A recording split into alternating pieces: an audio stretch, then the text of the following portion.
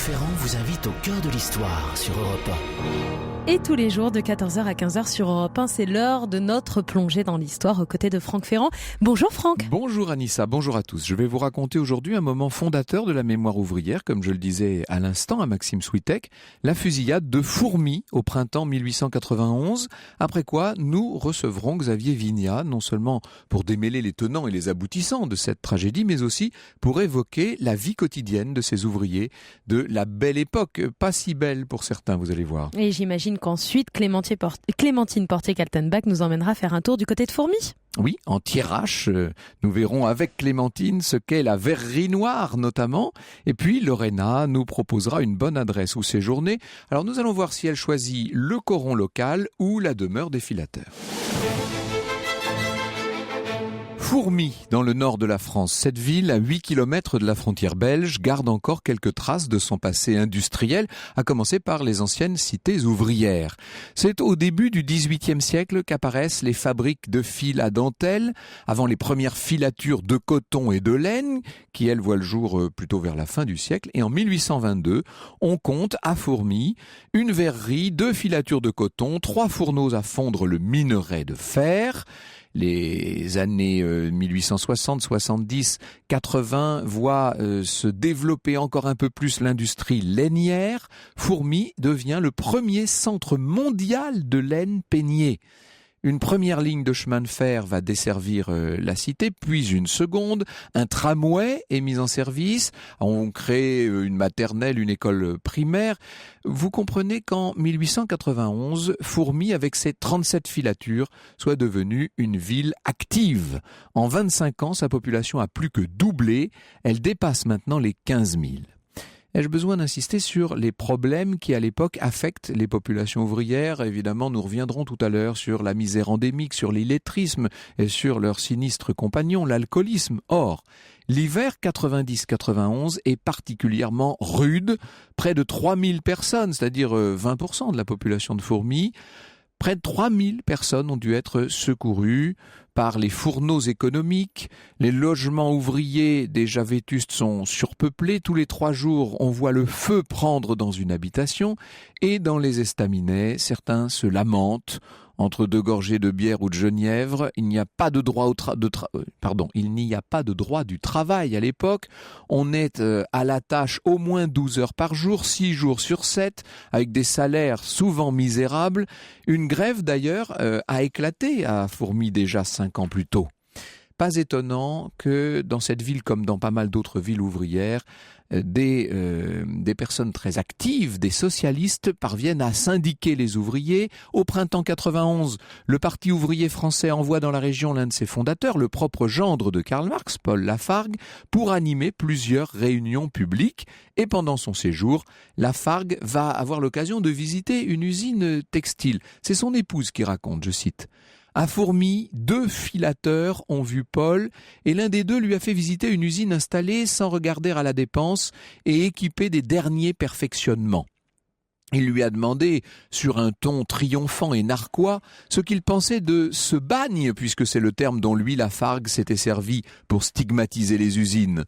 Paul lui a dit qu'il faisait grand cas des perfectionnements introduits, mais que, si cet enfer était indiscutablement un peu moins noir que ceux des autres industriels, il persistait à penser que 11 heures par jour d'un travail aussi assourdissant et malgré tous les perfectionnements dans une atmosphère aussi malsaine, 11 heures par jour, cela ne valait pas mieux que n'importe quel bagne. La grande revendication du moment, c'est la journée de 8 heures. Un appel à la grève générale est fixé pour la journée du 1er mai, qui à l'époque n'est pas encore férié évidemment. Pourquoi le 1er mai ? On pourra en parler tout à l'heure, mais sachez que la grève n'est pas propre à Fourmies et à sa région. Dans la plupart des régions françaises, dans de nombreux pays, l'Internationale socialiste a demandé aux ouvriers de faire grève ce 1er mai 1891. A priori, la journée s'annonce pacifique, même festive. Le Parti ouvrier a prévu des festivités pour l'après-midi et même un bal populaire dans la soirée. Hippolyte Culline, l'animateur local du parti, déclare « Le plus grand calme est recommandé. Pas de tumulte, pas de récrimination personnelle. Le Parti ouvrier veut le droit et la justice, et en demandant le respect de lui-même, il compte sur le respect moral de chacun pour faire aboutir par la raison ses justes revendications. Je rappelle que le droit de grève existe depuis Napoléon III avec des hauts et des bas. Seulement, les propriétaires des filatures s'affolent à l'approche de ce 1er mai. Ils font apposer sur les murs de Fourmi une affiche affirmant qu'ils ne céderont pas aux revendications, qu'ils ne feront aucune concession.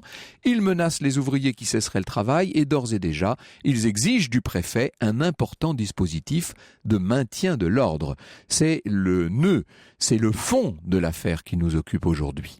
À l'époque, il n'y a pas encore évidemment de police anti-émeute. En fait, ce sont 2 compagnies d'infanterie de ligne qui sont envoyées à Fourmi par le gouvernement. Ce vendredi 1er mai 1891, il fait beau dans la petite ville. Sur la Grand Place, qui est bordée de constructions de briques sombres autour de la mairie et de l'église Saint-Pierre, on a dressé et décoré une estrade pour la fête. Mais oui, l'esprit est vraiment à la fête. Vous allez voir qu'il ne l'est pas pour tout le monde. Franck Ferrand vous conte l'histoire sur Europe 1. Nous sommes au cœur de cette vie ouvrière cet après-midi, Franck Ferrand, puisque vous nous racontez la fusillade de Fourmi. C'était le 1er mai 1891. Justement, j'ai une question à vous poser à sujet de cette date et oui, plusieurs auditeurs la posent sur les réseaux sociaux. Pourquoi et depuis quand la date du 1er mai a été choisie comme journée de manifestation internationale des travailleurs ? Depuis quand ? C'est récent. À l'époque, ça vient des États-Unis. En 1884, la Fédération américaine du travail a décidé qu'à partir du 1er mai 86, donc il s'était donné 2 ans, la journée de 8 heures devait devenir la norme légale. Or, ce fameux 1er mai 1886 et dans les jours qui ont suivi, à Chicago et dans sa région, des manifestants ont été tués par la police, des syndicalistes, des anarchistes sont jugés, condamnés à la prison à perpétuité après un attentat contre la police. C'était une espèce d'escalade, si vous voulez. Il y en a même qui ont été pendus. Et 3 ans plus tard, en 1889, donc, la Seconde Internationale Socialiste a décidé de créer une journée internationale de revendication des travailleurs et ça avait lieu le 1er mai. Bien sûr, en mémoire de ces événements, le 1er mai, la manifestation du 1er mai 90 a été interdite, mais elle a été néanmoins un succès. Elle est reconduite l'année suivante. Et ça, l'année suivante, c'est donc celle qui nous intéresse, celle de 1891. C'est devenu international, cette affaire. À Fourmi donc, la manifestation se déroule dans le calme. Les ouvriers vont déposer leurs revendications très solennellement à la mairie. Seulement dès 9h du matin, après une échauffourée avec les gendarmes à cheval, 4 manifestants sont arrêtés. On demande tout de suite dans les forces de l'ordre, on demande à la sous-préfecture des renforts. Le 84e Héry d'Avesnes est déjà sur place à l'époque, donc imaginez quand même la ville assez armée. Mais on demande qu'il y ait encore du monde qui vienne. Et dans la matinée, de nouvelles interpellations vont mettre le feu aux poudres. En tout, ce sont 15 15 manifestants, devrais-je dire, qui ont été arrêtés. Ils sont détenus dans les locaux de la mairie. Et dès lors, chez ceux qui sont dehors, le slogan devient, alors vous savez, tout le monde criait « c'est les 8 heures qu'il nous faut, c'est les 8 heures qu'il nous faut ». Et là, on se met à dire « c'est nos frères qu'il nous faut ». À 15h30, 2 jeunes manifestants tentent une poussée contre le mince cordon de gendarmes à pied. Mais le 24e régiment est là, qui les repousse, et au même moment, 3 compagnies du 145e régiment d'infanterie, alors ceux-là viennent de Maubeuge, 3 compagnies font leur entrée dans Fourmi.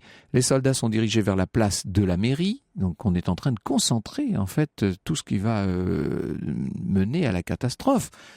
On peut dire de la place qu'elle est maintenant cernée militairement. 17h10, alors qu'une rumeur circule disant que les ouvriers arrêtés le matin vont être libérés de manière imminente, les esprits s'échauffent, des cailloux, des pavés sont jetés sur les gendarmes, un maréchal des logis s'écroule, 6 hommes à cheval font mouvement au pas. Alors là, évidemment, devant les chevaux, c'est toujours le premier mouvement. Les manifestants s'éloignent un peu. On attend toujours cette libération. On veut les voir sortir, les 15, là, les prisonniers, si je puis dire. Et pour l'instant, rien ne vient. À 6h15, 150 à 200 manifestants reviennent sur la Grand Place et ils tentent carrément un assaut pour libérer les grévistes. En face, 34 soldats qui leur barrent le passage. Des forces de l'ordre équipées d'un nouveau fusil, le Lebel, armé de 9 balles de calibre 8 mm. On y reviendra tout à l'heure sur ce fameux fusil Lebel. Ce sont des fusils très puissants, avec des balles affûtées qui peuvent, quand la distance n'excède pas 100 mètres, traverser successivement 3 corps humains. Vous imaginez les dégâts que ça peut... il ne s'agit plus là d'armes de maintien de l'ordre, si je puis dire. N'oublions pas les gendarmes à cheval qui se placent maintenant derrière la ligne des 34 soldats. Alors ceux-ci avancent, baïonnette à découvert.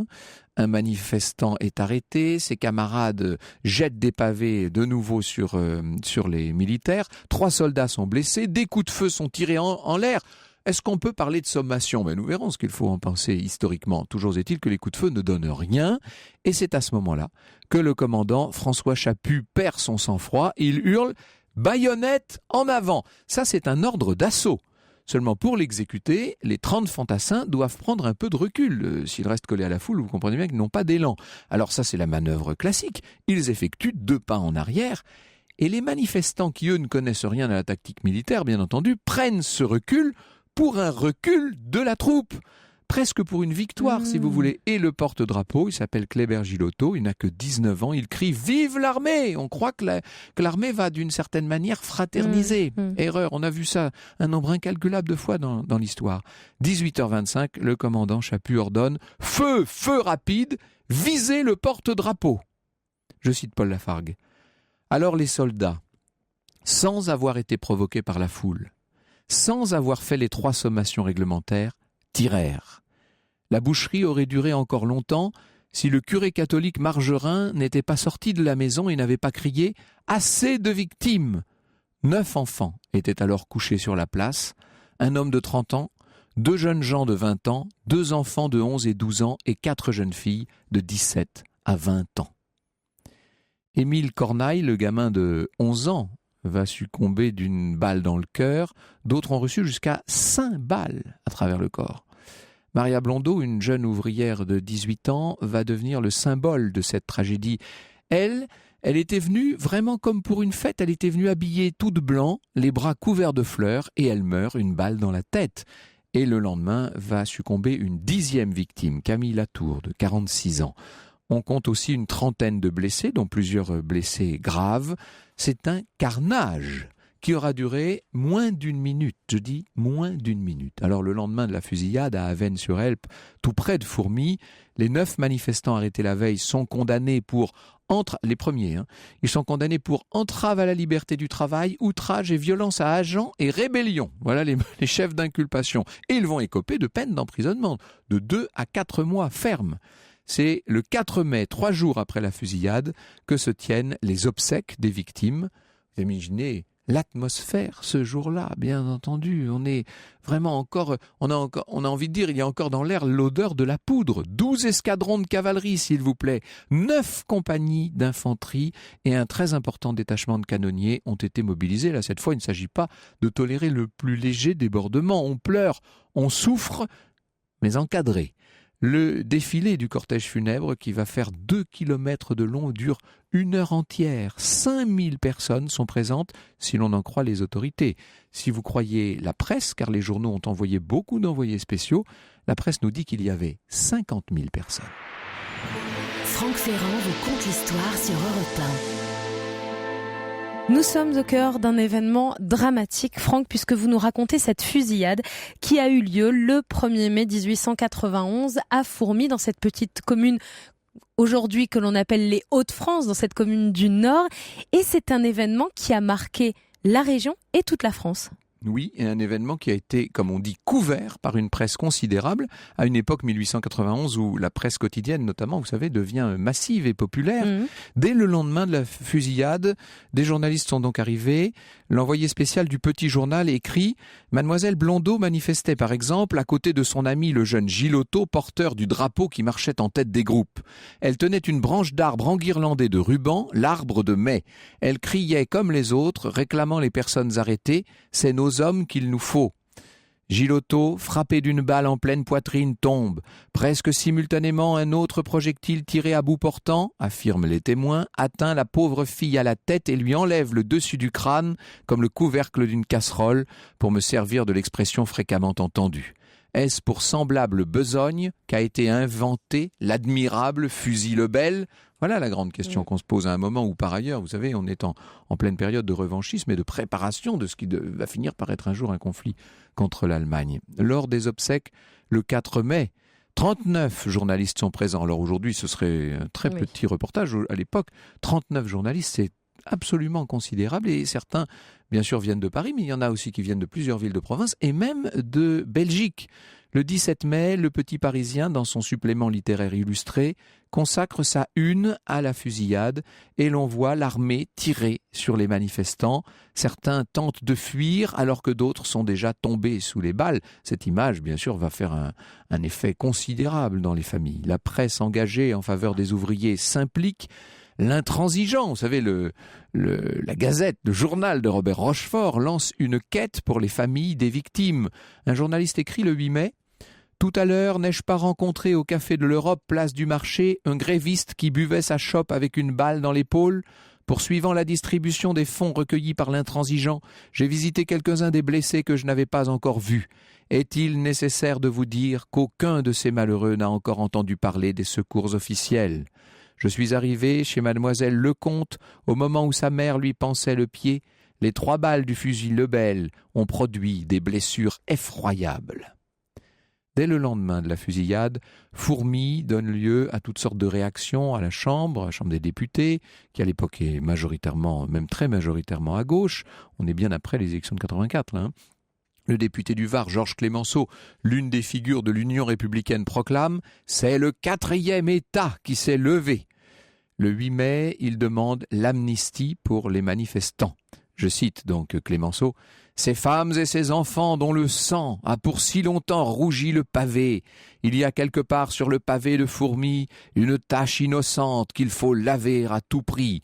Prenez garde, les morts sont de grands convertisseurs.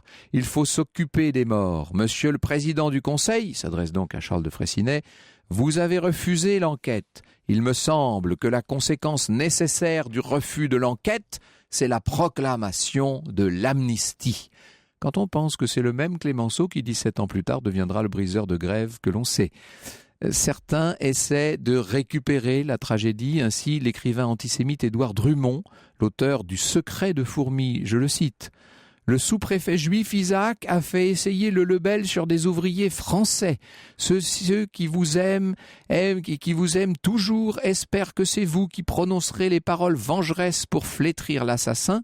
Le préfet Veldurand est juif lui aussi. Ils sont tous juifs là-dedans. » Le 4 juillet 1891, 2 mois après la fusillade, les instigateurs de la grève, Hippolyte Culline et Paul Lafargue, vont comparaître à leur tour à Douai et ils sont accusés de provocation à attroupement armé.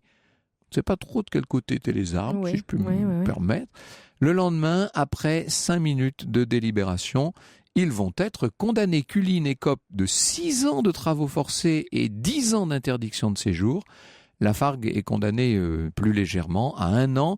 Il est libéré en fait de façon anticipée dès novembre, puisqu'il vient d'être élu à ce moment-là à la Chambre des députés.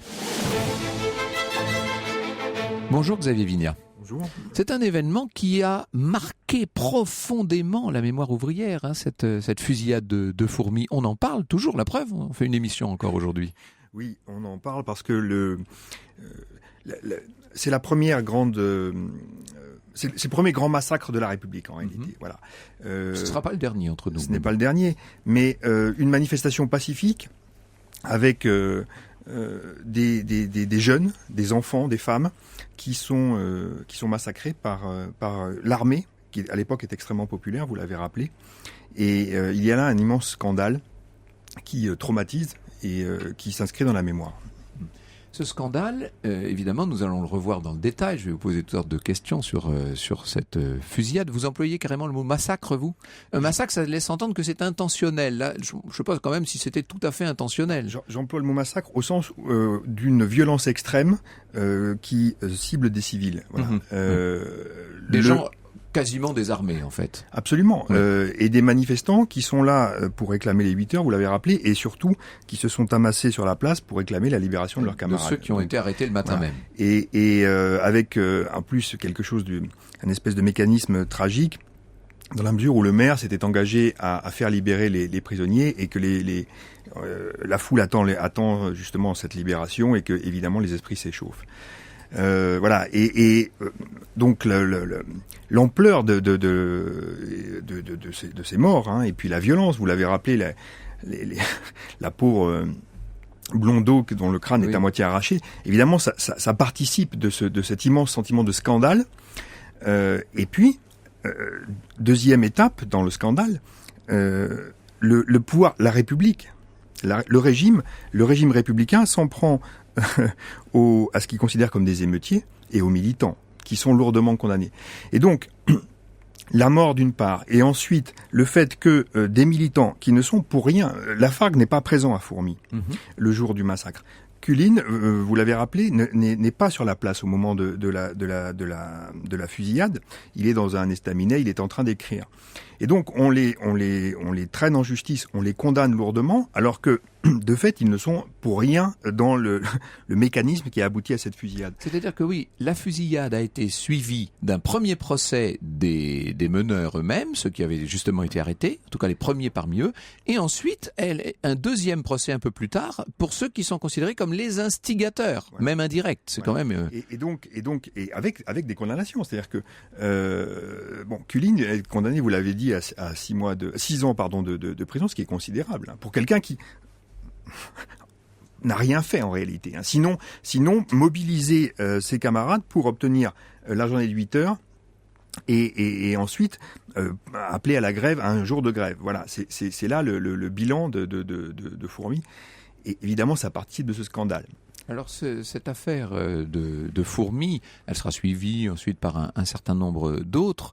Nous allons essayer de voir ensemble quelle a été son importance pour la prise de conscience de la condition ouvrière. Parce que c'est ça aussi qui est intéressant.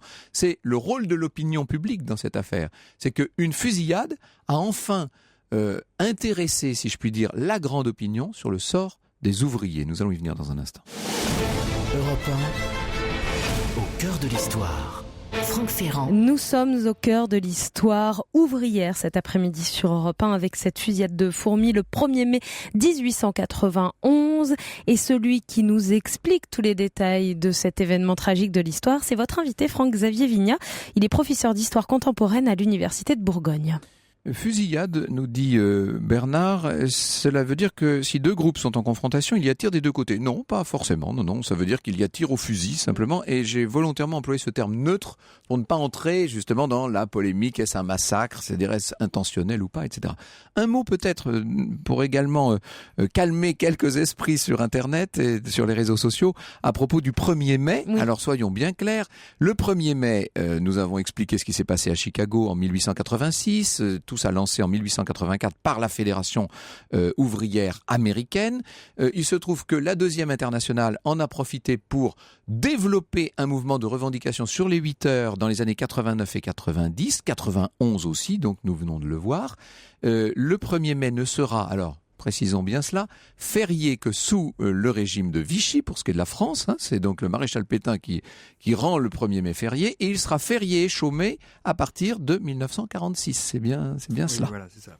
C'est la 4ème République qui instaure la fête du travail véritablement. Voilà. Et la date n'a aucun rapport, le fait que ce soit le 1er mai, avec les incidents, par exemple. Bien sûr.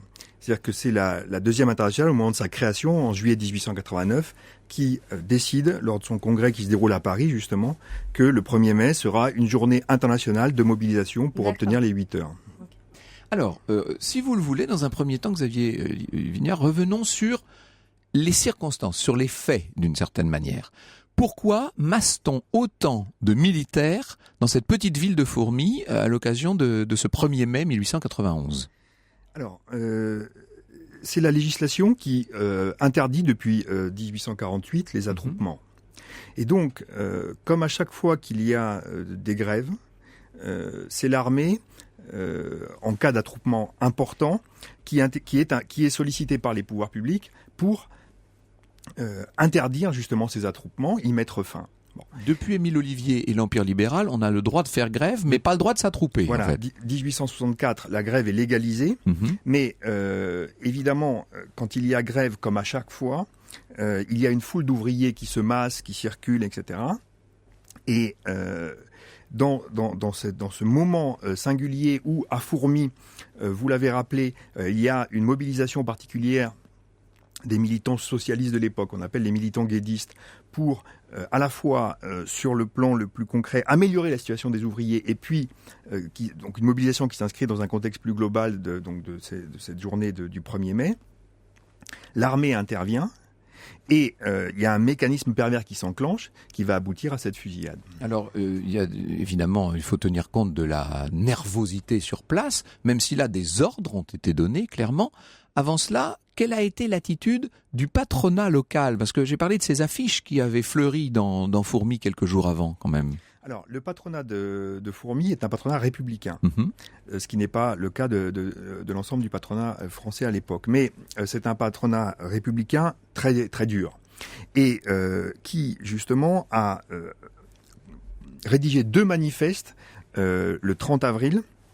Vous en avez cité un, dans lequel il dit que évidemment il ne va pas céder, qui dénonce les meneurs étrangers à la ville, qui sèment le désordre et qui sont des fauteurs de troubles. Bon. Évidemment, ce manifeste a encore tendu la situation, a encore excité les esprits, et ça a contribué évidemment à cette escalade. Oui. Les militaires qui ont été alignés, si je puis dire, qui ont été préparés sur la place, sont commandés par un officier subalterne, d'une certaine manière ? Oui. Alors, une collègue a reconstitué la carrière de cet officier. C'est quelqu'un qui vient qui est un Auvergnat, qui est un militaire de trop le Nord. Il connaît pas trop le Nord, et puis il applique strictement la réglementation. C'est ça le problème, c'est qu'il ne mesure pas. Il ne mesure pas la puissance des armes qu'il a à sa disposition. Il ne connaît pas bien le milieu ouvrier et il applique la réglementation. Il faut faire disperser l'attroupement et donc face à cette foule qui lui apparaît comme menaçante. Voilà, vous avez parfaitement, enfin, le récit que vous avez fait dit assez bien ce qui se passe, c'est-à-dire des mésinterprétations à chaque fois. La foule des manifestants ne s'en prend absolument pas à l'armée. Non. La question n'est pas là. L'armée est populaire à l'époque. Il s'agit simplement de faire libérer les autres personnes. Alors justement, ces personnes prisonnières, pourquoi les a-t-on incarcérées, si je puis dire, avec de grands guillemets, à la mairie de Fourmies ? C'était dans la précipitation, évidemment, parce que là. Pourquoi est-ce qu'on en a arrêté certains ? Parce qu'on a estimé que c'était des meneurs, c'est ça ? Ceux qu'on a pu prendre, c'est toujours le même problème. C'est pas toujours c'est pas toujours. Souvent, c'est même les plus fragiles ou ceux qui courent moins vite. Oui, c'est ça, généralement. Voilà. Donc c'est pas particulièrement des meneurs. C'est des gens qui sont là, qui sont en pointe à ce moment-là, et après, évidemment, les autres veulent leur libération. Les fusils ont été équipés de baïonnettes, ce qui est assez coutumier à cette époque.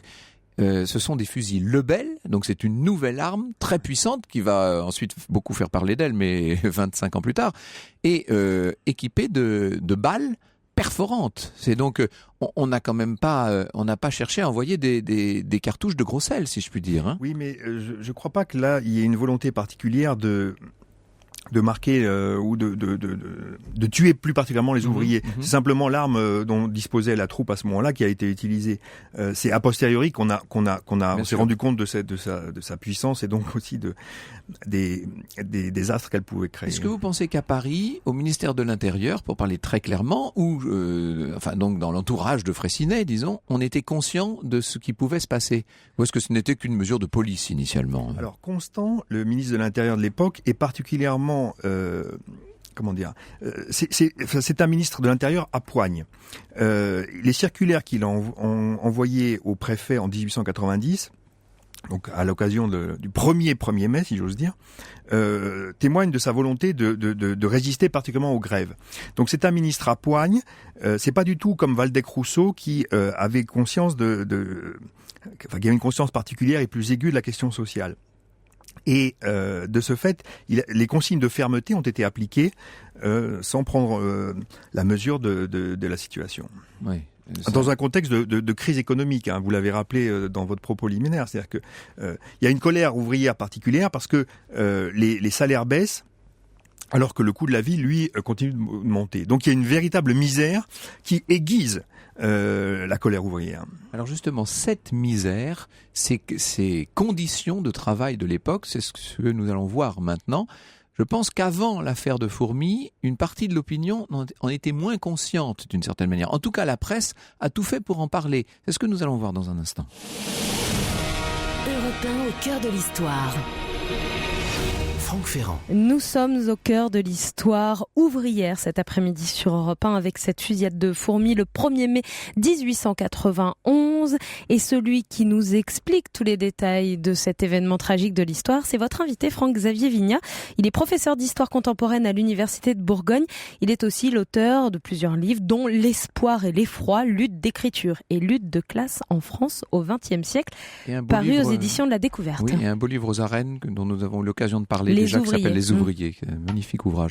Il ne faudrait pas oublier tout de même qu'à partir de 1867, nous dit Catherine, Jean-Baptiste André Gaudin a contribué à mettre à l'honneur le travail dans le cadre d'un rassemblement populaire qu'il voulait chaque année le premier dimanche du mois de mai. Alors ce Gaudin en question était le fondateur des Poêles en Fonte et du familistère de Guise. Ça c'est pour Clémentine Portier-Kaltenbach que je salue tout de suite. Bonjour Clémentine. Bonjour. Ça vous parle dès qu'on parle du familistère de Guise? Moi j'ai l'esprit collectif. Ah bah oui, ça c'est votre truc, il n'y a pas de secret. Alors, revenons à cette affaire de Fourmi.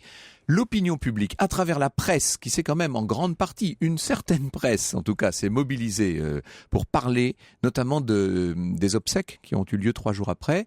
Une partie de l'opinion a pris conscience, un peu mieux en tout cas, des conditions très dures des ouvriers de ces filatures du Nord. Oui, on est dans un moment où, d'une manière générale, les élites se rendent compte que la question sociale, comme on le dit à l'époque, mérite d'être traitée par les pouvoirs publics si l'on veut éviter une révolution ou une guerre civile comme la Commune en 1871. On est 20 ans après la Commune. On est exactement 20 ans après la Commune. Et de fait, on a donc toute une série de dispositifs à l'échelle européenne qui visent à résoudre cette question sociale. Mais en France, je donne juste 2 éléments qui montrent justement cette saisie, en France et en Europe. 15 mai 1891, c'est l'encyclique de Léon XIII, Rerum Novarum, qui précise la doctrine sociale de l'Église.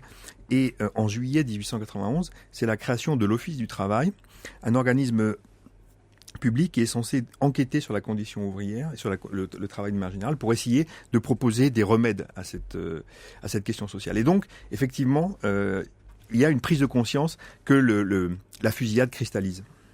Il a fallu ça, en quelque sorte, pour qu'on se penche un peu plus sur ça la question. Ça avait commencé déjà. Ça participe d'une prise de conscience, puisque Waldeck-Rousseau, dont je parlais tout à l'heure, autorise les organisations syndicales en 1884. Donc on est là dans un processus, mais la fusillade l'accélère. Soyons clairs, et c'est le dernier aspect purement historique, je dirais, de cette émission, mais il n'y a pas eu de conséquences politiques concrètes de l'affaire de Fourmi. C'est-à-dire, il n'y a pas eu de sanctions, d'aucune sorte. Il n'y a pas eu de réforme. C'est-à-dire que ça n'a donné lieu à aucune évolution de la législation. Non. Et il n'y a pas eu non plus de révolte ouvrière à travers la France ou l'Europe dans la foulée. Aucune. Non, pas du tout. Mais simplement, ça a choqué. Voilà, c'est tout. Mais il n'y a pas eu de conséquences immédiates. Ce qui est intéressant, c'est que dans l'armée, par exemple, Chaput n'a aucune sanction. Il est désavoué en interne, mais discrètement. On a entendu Clémenceau s'insurger, comme il avait l'habitude de le faire. Il sera plus tard lui-même un sacré briseur de grève en 1908. Oui, Clémenceau, une fois ministre de l'Intérieur, participe justement de la répression sévère. Alors Clémenceau, c'est compliqué parce qu'en 1906 à Courrières, il a une attitude assez modérée, mais en 1907-8, effectivement, il fait tirer là aussi sur les ouvriers. Et puis j'ai dit un mot de Drummond. Évidemment, les antisémites vont essayer de s'emparer de ça parce qu'ils se sont rendus compte que le préfet et le sous-préfet étaient juifs. Alors le préfet ne l'était pas. Drummond fantasmait la judaïté du préfet. Effectivement, Drummond s'est déchaîné contre le sous-préfet Isaac, qui était effectivement juif. En réalité, le sous-préfet n'avait fait qu'appliquer les directives. Bon. Mais ça montre aussi que Drummond s'est rendu à Fourmi. Il a enquêté entre guillemets pour savoir ce qui s'était passé. Il a rencontré les ouvriers. Ça fait partie de ces courants d'extrême droite qui ont une sympathie réelle, pour le monde ouvrier. Oui, bien sûr. Alors, ce qui est assez frappant dans cette affaire, c'est que l'expansion des filatures ne va pas s'arrêter du tout à la fin du 19e siècle. Ça va continuer, ça va croître. On va accumuler des populations de plus en plus nombreuses, de moins en moins bien logées, dans des secteurs de plus en plus resserrés. Et il y a une espèce d'emballement de l'industrie textile en cette fin de 19e siècle. On est dans une période d'industrialisation, il ne faut pas l'oublier. Et donc, effectivement, ces régions connaissent une croissance avec des difficultés de temps en temps, j'en parlais tout à l'heure, mais enfin, on est dans une période de croissance et effectivement d'accumulation à la fois des industries et donc aussi de la main-d'œuvre. Oui. C'est le cas du textile, c'est le cas à quelques dizaines de kilomètres des mines, évidemment. Avec, pour ce qui est du textile, des conditions de travail particulièrement insalubres. Voilà, vous l'avez dit, c'est-à-dire que dans les filatures, pour que la laine puisse être travaillée, il faut beaucoup d'humidité. Et aussi de la chaleur. Ce qui veut dire que les ouvriers travaillent, et les ouvrières, parce que c'est une main-d'œuvre massivement féminine, il faut qu'elles puissent travailler, et donc il faut qu'elles puissent travailler la laine, et donc il faut une humidité, et ça expose les organismes à toutes sortes de maladies pulmonaires, la tuberculose, la phtisie, etc., etc. On a beaucoup parlé, on a évoqué en tout cas largement le socialisme et le syndicalisme. N'oublions pas les catholiques qui de leur côté aussi font de gros efforts pour aider. Il y a aussi le paternalisme qui lui est d'origine patronale. C'est-à-dire que de toutes sortes d'horizons viennent des volontés d'améliorer la condition ouvrière. Voilà, j'ai parlé tout à l'heure de la doctrine sociale de l'Église et l'abbé Margerin dont vous parliez tout à l'heure qui est intervenu après la fusillade pour essayer d'interrompre tout cela, était à l'origine, a créé un syndicat mixte, c'est-à-dire un syndicat qui regroupait les ouvriers et les patrons pour essayer d'améliorer la condition ouvrière sans lutte des classes. Donc ça fait partie effectivement de tous les courants politiques qui se soucient de la question sociale, qui s'en emparent pour essayer de la résoudre. Oui.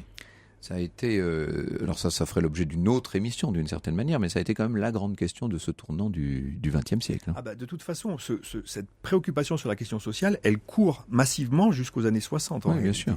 Avec les grandes dates que sont les accords Matignon de 36, et puis après Grenelle en 68, etc. Oui. Bien, ça, encore une fois, ça nous entraînerait peut-être un peu loin. Un mot de ce qu'est devenu Fourmi et de ce que sont devenues ces industries, parce qu'il y a eu la désindustrialisation ensuite. Alors, ce qui est intéressant, c'est que, intéressant et tragique pour la région, c'est que après la Deuxième Guerre mondiale, dès les années 50, en réalité, s'enclenche un mouvement très lent mais très régulier de désindustrialisation.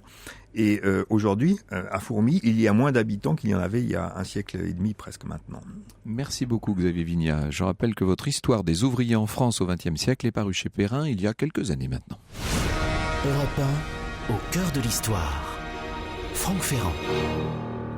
Au cœur de l'histoire ouvrière du nord de la France, et bien justement, nous y allons dans le nord et à Fourmi avec Clémentine Portier-Kaltenbach. C'est votre guide cet après-midi sur Europe 1 et elle est également chroniqueuse histoire à Femmes Actuelles Jeux. Notre guide dans la thiérache et le bocage avesnois, n'est-ce pas Clémentine ? Absolument. Et alors mon ambition du jour, vous vous en doutez, est de tous vous envoyer en thiérache, car qu'on se le dise, la thiérache est une très belle région. C'est mon côté cheftaine scout et je l'assume. Alors, c'est une région vallonnée et boisée et d'ailleurs Fourmi elle-même se trouve près d'une forêt de près de 900 hectares avec 4 étangs magnifiques creusés par des moines à la fin du XVIIe. Des étangs qui bien sûr ont servi pour la pêche, l'alimentation en eau des moulins et l'alimentation en eau des usines de filature. Et alors, précision que vous n'avez pas apportée, Franck, qui me semble néanmoins essentielle, c'est que Fourmi, honte à vous, Fourmi, doit-on le dire, n'a rien à voir avec l'insecte. Fourmi vient probablement du mot formeias, qui désigne un marécage. Je ne supposais quand même pas que nos auditeurs s'imaginent que fourmi venait de l'insecte. On aurait pu le supposer tout de même, parce que figurez-vous que la devise de la ville, travail et probité, fait que les fourmisiens et fourmisiennes partagent indéniablement quelque chose du caractère industrieux de l'insecte. Et ouvrier. Est-ce qu'il reste en tout cas quelque chose de ce drame de 1891 Alors, pas sur grand-chose. place? Il reste la mairie que vous avez citée abondamment, où furent incarcérés quelques grévistes, un exemple typique du style architectural de l'Avesnois Thiérache, c'est-à-dire briques et pierre bleue. Une pierre que moi je vois personnellement plutôt grise, mais non, qui est bleue. Et la place de l'église elle-même ne ressemble pas du tout à ce qu'elle était, parce que l'église a été détruite dans les années 70, donc ça a donc bien changé. Donc lorsqu'on est à Fourmies, on se rend en priorité au musée du textile et de la vie sociale, un musée installé dans une ancienne usine construite en 1874, vraiment une usine typique, vous savez, tout en briques avec sa grande cheminée. Et ce musée abrite l'une des plus importantes collections de machines textiles en état de marche, et ce, dans l'Europe entière. Donc, si vous voulez voir comment est-ce qu'on faisait une couverture en laine, depuis la laine du mouton jusqu'au produit fini, c'est à Fourmies qu'il faut vous rendre. Il y a également une section qui est consacrée naturellement aux événements du 1er mai 1891, et puis la reconstitution d'un estaminet, c'est-à-dire pour ceux qui vivent un petit peu en dessous de l'île, d'un bistrot dans le nord, d'un intérieur ouvrier, une salle de classe, une rue et ses magasins. Il faut dire que dans toute cette région, il y a de nombreux musées, centres d'interprétation, lieux d'évocation de la vie ouvrière et de l'industrie. C'est une innovation, si je puis dire, depuis une vingtaine d'années à peu près. Ce sont les fameux écomusées. Alors, il y en a un peu partout, mais pour notre plus grand plaisir. Oui, alors on a rajouté le mot éco, mais enfin c'est un musée. Alors autour du travail du bois, du paysage, qu'est-ce que c'est que le bocage typique du Nord, et puis du verre. Franck, vous parliez tout à l'heure de la verrerie noire. À Fourmies, en 1868, on faisait du verre noir. C'est la production de bouteilles. Qu'est-ce que c'est le verre noir quand même? Pour le champagne, voyons. Les bouteilles de champagne, c'est un verre très très sombre. Et le dernier four à verre noir s'est éteint à Fourmies en 1958. Alors avant de parler du château de l'industrie, le château Legrand, dont va nous parler en détail Lorena. Je me demande si les bouteilles de bière ne sont pas... Est-ce que c'est du verre noir aussi, la bouteille de verre fumé seulement? Je ne sais pas, je ne bois pas de bière, je ne bois que du champagne. À nos auditeurs qui auraient des précisions. Oui, c'est vrai. J'imagine que vous êtes beaucoup plus familière effectivement du champagne que de la bière. Oui, c'est ça. Bref, continuons. Alors il y a aussi le quartier ouvrier de Fourmies, parce que comme c'était une ville très riche, il y avait des mouvements de capitaux importants, et donc Fourmies avait sa propre agence de la Banque de France qui a été transformée en logement. Mais il reste donc un patrimoine architectural assez riche, et d'une certaine manière en disproportion avec ce qui est devenu la ville, parce que malheureusement votre invité le disait, Franck, c'est aujourd'hui dans l'Avesnois et autour de Fourmies un taux de chômage assez important, mais on voit que ce sont des villes qui ont été et qui ont perdu de leur splendeur, mais malgré tout cette richesse, elle demeure inscrite dans le patrimoine architectural, et notamment, alors quand même cerise sur le gâteau, il y a une très jolie maison de filateur habitée par Paul Jacot, qui avait créé la marque La Sans-Pareil, et La Sans-Pareil à la belle époque produisait le fil de laine le plus fin du monde. Voilà, ça c'est Fourmies. La Sans-Pareil, c'est un peu vous aussi, on peut le dire. J'en accepte le diagnostic. En effet, je le prends avec modestie, ça me convient très bien. Vous ne nous parlez pas du château Legrand, si je ne m'abuse? Alors, je cède la place à Lorena. Le château Legrand, c'est la plus belle demeure de Fourmies et celle du créateur de l'industrie lainière à Fourmies. Au cœur de l'histoire sur Europe 1. Bonjour Lorena Martin. Bonjour Franck. Donc c'est vous qui prenez le relais, si je comprends bien. Vous êtes partagé la tâche aujourd'hui, vous êtes réparti le travail. Figurez-vous donc que cette propriété en fait a été transformée en hôtel 3 étoiles tout récemment par un descendant direct. Le fameux château Legrand, de la Marière, donc l'hôtel château Théophile Legrand, en fait, qui se situe donc 62-64 rue Théophile Legrand à Fourmies. Et donc cette propriété a été transformée en hôtel récemment par un descendant direct de Théophile Legrand. C'est Christian Cambier qui a racheté en 2014 cette demeure de son quadrisailleul, donc l'arrière-grand-père. Il a eu le coup de cœur pour cette maison de maître qui restait un petit peu à l'abandon pendant quelques années, et qu'il était soucieux en fait de préserver son patrimoine familial et a souhaité la rénover. Donc c'est la réponse à ma question du début de l'émission. Lorena choisira-t-elle le coron ou le château? Elle a choisi le château. Quelle question en même temps. Et donc ce château cet hôtel a été inauguré en septembre 2016 à l'occasion du Grand Prix de Fourmies, qui est une compétition de cyclisme, qui est un événement très important à Fourmies. Et cette bâtisse et ses dépendances ont été construites en 1841 par Théophile Legrand. Et au décès de cet industriel, en fait, ses descendants vont garder le château jusqu'en 1944. Après les guerres, bien sûr, n'épargneront pas cette industrie textile. La famille connaîtra des difficultés financières et le vendront. Et c'est alors que ces lieux deviendront un pensionnat, une école ménagère, etc. Une école ménagère. Oui, une école ménagère. Ça, c'est pour les jeunes filles, pour leur apprendre à savoir tenir une maison, c'est ça ? Exactement. Et deviendra donc dans le domaine privé en fait jusqu'en 2014, jusqu'à ce que Christian Cambier la rachète. Alors, donc qu'est-ce qu'on trouve dans ce... C'est un hôtel vraiment très raffiné, niché dans un écrin de verdure. Et ce qui était très étonnant en fait, c'est qu'il se situe en pleine ville. Mais une fois que vous entrez dans ce domaine, vous êtes dans un parc arboré et fleuri de près de 3 hectares avec des arbres centenaires, des oiseaux, des écureuils. C'est vraiment un lieu de quiétude et de ressourcement. Le château est sur 3 niveaux. Vous avez une façade qui possède 2 tours d'angle. Elle est considérée comme la plus riche d'inspiration Louis XIII de la région.